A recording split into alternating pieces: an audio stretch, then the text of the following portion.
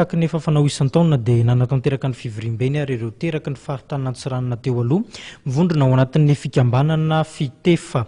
Tamin'ity androandroany ity tao amin'ny Elemanteny Ampefiloha no nanatanterahany izany fikambanana ivondronan'ny zanaka ampelezan'ny distrika sivy avy amin'ny faritra roa dia ny faritra Savasidiana izany fivoriam-be izany. Ravakaran'Andriamanala no mitondra ny akon'izay amin'ny sariny Tsirako Tarsan. Nanatanteraka fivoriam-be tamin'ity androany ity ny fikambanana fitefa na ny fikambanana iteraky ny faritra avaratra. Fivoriana efa fanao isa-taona ity notanterahana ity izay natao indrindra hifampizarana ny tetikasan'ny fikambanana ka misongadina amin'izany ny fikasan'ny fikambanana anorina toeram-ponenana ho an'ireo zanaka ampelezana maniry petraka voalohany eto Antananarivo. Tena goavana zany dia ny hoe fanorenana fametrahana ny karazana centre d'accueil zany ho an'ny zanaky ny faritany eto Antananarivo.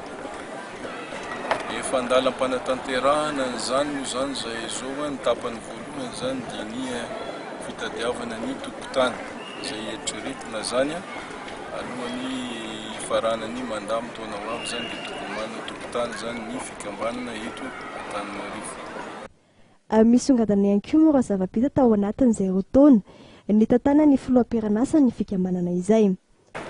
Culture d'excellence zany no hitaizana ny tanora rehetrarehetra ary hita fa nisy vokan'izay tsy naintsony angambany antsika tatoato raha misy korontana eny amin'ny université na grève dia tsy maintsy misy zanaky ny faritany Antsiranana foana ny voarakaraka any dia tsy nisy angamban'izay.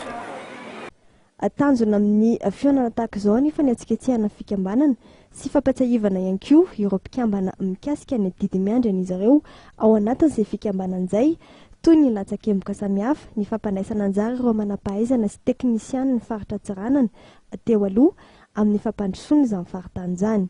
Voaresaka teto ihany koa moa ny tokony anamafisany fikambanana ny fanaraha-maso ny fampiarana ireo fehinkevitry ny atrikasa regionaly notanterahana tamin'ny taondasa tany an-toerana. Marina moa fa maherin'ny ray alina eo ireo mpikambana eo anivony ty fikambanana ity amin'izao fotoana izao.